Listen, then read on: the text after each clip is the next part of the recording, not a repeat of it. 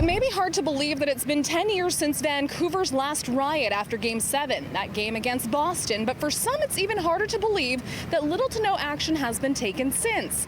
One riot expert says lessons learned can be used in one of the most common aspects of our lives. Something I think needs to be better incorporated into social media literacy curriculums at the, even the K through 12 level is, an understanding of what due process means. And that, when we see these so-called guilty looking materials online, doesn't mean this person is guilty. It's very difficult to assess, and we really need to reserve our judgment because, Google doesn't forget. Christopher Schneider is a professor of sociology at Brandon University in Manitoba. He's been studying the Stanley Cup riots over the last decade. Schneider believes there would have been less money wasted had there been less so-called online vigilante justice. This is one of the reasons why it costs $5 million to prosecute these individuals, right? It literally costs more money to prosecute people than the people did in the damages.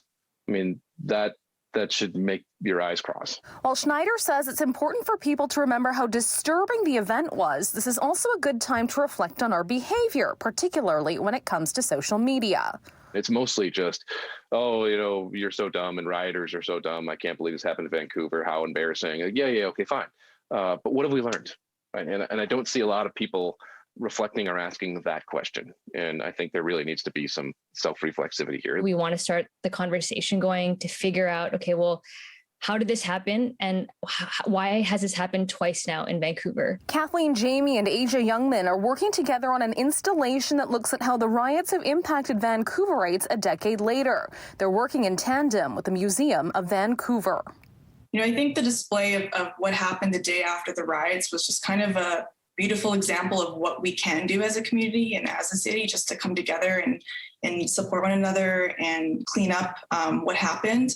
I think just a lot of the boards that we're bringing down to the art gallery, have a lot of positive messaging on them. And we hope that people can, sort of replicate that with this new board that we're also making available to people. Whether it's to reflect or to add to the city's oral histories, Schneider says it's important to learn from the past to be better in the present. We're still learning about that. I mean, it's been a decade since the 2011 riots, but in terms of the sharing of materials and naming and shaming and vigilante justice and the Capitol riots and all these things, these are all relatively new social phenomenon. In Vancouver, Ria Renouf, City News.